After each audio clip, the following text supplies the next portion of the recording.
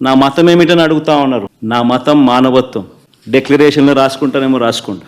చంద్రబాబు గారి పాపాలు నిజంగా ఒక్కొక్కటిగా కూడా బయటకు వస్తూ ఉన్న నేపథ్యంలో ప్రజలందరూ కూడా చంద్రబాబు నాయుడు గారిని వేలెత్తి చూపించే కార్యక్రమం జరుగుతూ ఉన్న నేపథ్యంలో చంద్రబాబు నాయుడు గారు ఈ మధ్యకాలంలోనే లడ్డూ టాపిక్లో చంద్రబాబు గారు ఎప్పుడైతే ఈ మాదిరిగా చంద్రబాబు నాయుడు గారు ప్రజలు చంద్రబాబు నాయుడు గారు చేసిన తప్పును ఎప్పుడైతే తప్పులు పట్టడం మొదలుపెట్టారో, ప్రజలకు ఎప్పుడైతే వాస్తవాలు తెలియడం మొదలెట్టాయో, అప్పుడు ఈ పెద్ద మనిషి ఏం చేస్తాడు? టాపిక్ డైవర్ట్ చేయడం చేస్తూ ఏమంటాడు? టాపిక్ డైవర్ట్ చేయడం కోసం ఏమంటాడు? డిక్లరేషన్ సర్టిఫికేట్ అంటే. ఇప్పుడు నిజంగా ఆశ్చర్యం కాదా? జగన్ ఏమన్నా కొత్తనా? రాజశేఖర రెడ్డి గారు ఏమన్నా కొత్తనా? నా మతం ఏమిటని తెలీదా ఎవరికైనా ఆంధ్ర రాష్ట్రంలో కానీ దేశంలో కానీ? నా కులం ఏమిటి అని చెప్పి ఎవరికి తెలీదా రాష్ట్రంలో కానీ దేశంలో కానీ? రాజశేఖర రెడ్డి గారు 5 సంవత్సరాలు ముఖ్యమంత్రిగా ప్రతి సంవత్సరం బ్రహ్మోత్సవాలకు వస్త్రాలు నాన్నగారే సమర్పించారు. నాన్నగారు కొడుకునే కదా నేను కూడా తిరుపతికి ఎన్నోసార్లు పోయా కదా ఇంతకుముందు కూడా, ముఖ్యమంత్రి కాకమునుపు. అంతెందుకు నా పాదయాత్ర మొదలెట్టేటప్పుడు వెంకటేశ్వర స్వామి ఆశీస్సులు తీసుకొని మొదలెట్టా. నా పాదయాత్ర అయిపోయిన తర్వాత నేరుగా తిరుపతికి వెళ్ళి కాలినడకన కొండెక్కా. తిరుపతికి వెళ్ళి కాలినడకన కొండెక్కి వెంకటేశ్వర స్వామి దర్శనం చేసుకుని తర్వాతనే ఇంటికి పోయా. నా పాదయాత్ర అయిపోయిన తర్వాత, నా 3648 కిలోమీటర్లు నా పాదయాత్ర అయిపోయిన తర్వాత. ఇవన్నీ తెలియవా రాష్ట్ర ప్రజలకు?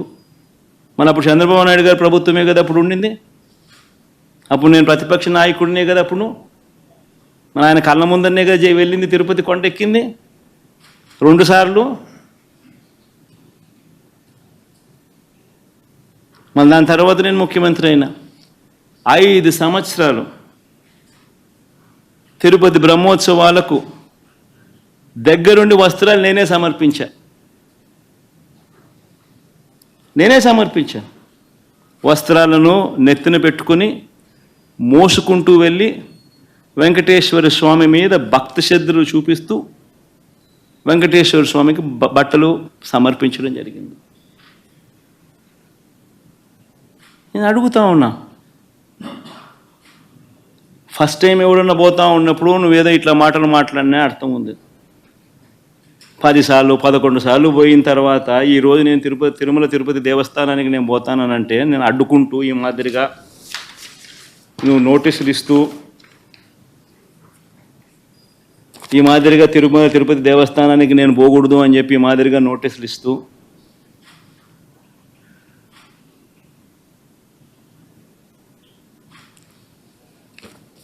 ఈ మాదిరిగా మా ఎమ్మెల్యేలకు మా కార్పొరేటర్లకు అందరికీ కూడా ఈ మాదిరిగా నోటీసులు పంపుతూ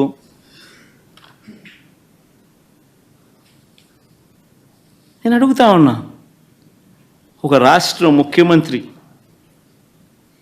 ఇంకా 5 సంవత్సరాలు బ్రహ్మోత్సవాలలో తిరుమల తిరుపతి దేవస్థానానికి వస్త్రాలు సమర్పించిన నేను, ఇన్నిసార్లు తిరుమల తిరుపతి దేవస్థానానికి వెళ్ళిన నేను, ఈరోజు తిరుమల తిరుపతి దేవస్థానానికి నేను రాకూడదట, పోకూడదట. కారణం ఏమిటంటే నా మతమట. నేను అడుగుతా ఉన్నా, నా మతం ఏమిటి అని అడుగుతా ఉన్నారు. అడుగుతా ఉన్నా నా మతం ఏమిటని. అవును, 4 గోడల మధ్య నేను బైబిల్ చదువుతాను, తప్పేముంది? బయటికి పోతే హిందూ సాంప్రదాయాలను నేను అనుసరిస్తాను, గౌరవిస్తాను. బయటికి పోతే ఇస్లాంను అనుసరిస్తాను, గౌరవిస్తాను. బయటికి పోతే సిక్కిజంను అనుసరిస్తాను, సిక్కిజంను నేను గౌరవిస్తాను. నా మతం ఏమిటని అడుగుతా ఉన్నారు. నా మతం మానవత్వం. డిక్లరేషన్లో రాసుకుంటానేమో రాసుకుంటా. ఎందుకంటే మాట్లాడితే మానవత్వం అన్న పదం సిగ్గుపడుతుందయ్యా జగన్మోహన్ రెడ్డి, నీ నోట్లోంచి ఆ పదం వస్తే. నువ్వు మానవత్వం గురించి మాట్లాడేటప్పుడు వెనకతలు పిక్చర్ వేసుకో. మీ బాబాయ్ హత్య, గొడ్డలిపోటు గురించి ఒక పిక్చర్ వేసుకో, అప్పుడు మానవత్వం గురించి మాట్లాడేది. కానీ వెనకతలు ఇంకో పిక్చర్ వేసుకో. నీ చెల్లి వీధి ఢిల్లీ గల్లీ తిరిగిన పొజిషన్ గుర్తుపెట్టుకో. మానవత్వం గురించి నువ్వు మాట్లాడేటప్పుడు షర్మిల ఈరోజు రోడ్డుకి ఎందుకు మీకు వ్యతిరేకంగా మాట్లాడుతుందో ఒక్కసారి ఆలోచించు. మానవత్వం గురించి ఆలోచించేటప్పుడు నీ తల్లి ఏం చేస్తుందో ఒక్కసారి ఆలోచించు. నువ్వు మానవత్వం గురించి మాట్లాడతావు. మన సెక్యులరిజం సెక్యులరిజము? అందుకేనా సార్వభౌమత్వాన్ని గురించి, సెక్యులరిజం గురించి నువ్వు మాట్లాడతావు? ఇదేం దేశం మాట్లాడు. అసలు నిజంగా చెప్పాలంటే నిన్న ప్రెస్ మీట్ తర్వాత ఇదేం దేశం, ఇదేం మతం, ఇదేంటి అని మాట్లాడావు. దేశద్రోహం, దేశ బహిష్కరణ కింద నిన్ను బయటకు పంపించేయాలి. అఫ్కోర్స్ నువ్వు ఎలాగో వెళ్ళిపోదాం నిర్ణయించుకున్నావేమో కాబట్టి ఇలాంటి మాటలు మాట్లాడుతున్నావు. లాస్ట్ 5 సంవత్సరాలు చక్కగా సంపాదించి బయట పెట్టుకున్న బయట దేశాల్లో, ఇంకెలాగ ఇక్కడ ఉన్న వాళ్ళు బయటకు వస్తే తన్నేలా ఉన్నారని చెప్పేసి వెళ్ళిపోవడం రెడీ అయినట్టున్నావు. అఫ్కోర్స్ అందువల్ల నువ్వు ఆ మాట మాట్లాడుతున్నావేమో. నిజంగా దేశద్రోహం చట్టం కనుక ఉండుంటే నిన్న ఆ కేసులు ఈరోజు బుక్ చేసేవాళ్ళమే. దేశ బహిష్కరణ అన్నదే నీకు కరెక్ట్. భారతదేశంలో పుట్టి భారతీయుడిగా ఉండి ప్రపంచంలో ఏ దేశం వెళ్ళినా కూడా నేను భారతీయుడినైనా సగర్వంగా నాకు తలెత్తుకుని తిరిగే ప్రతి భారతీయుడు సిగ్గుపడేటట్టుగా భారతదేశంలో ఉండి అదే ఆంధ్రప్రదేశ్ ముఖ్యమంత్రిగా చేసే 5 సంవత్సరాలు ఈరోజు నువ్వు ఇదేం దేశం అని అడుగుతున్నావంటే నిన్ను దేశ బహిష్కరణ కాకుండా ఇంకేం చేయాలి? అది నీ తాలూకా దేశభక్తి. నువ్వు సెక్యులరిజం గురించి మాట్లాడతావు, మానవత్వాల గురించి మాట్లాడతావు.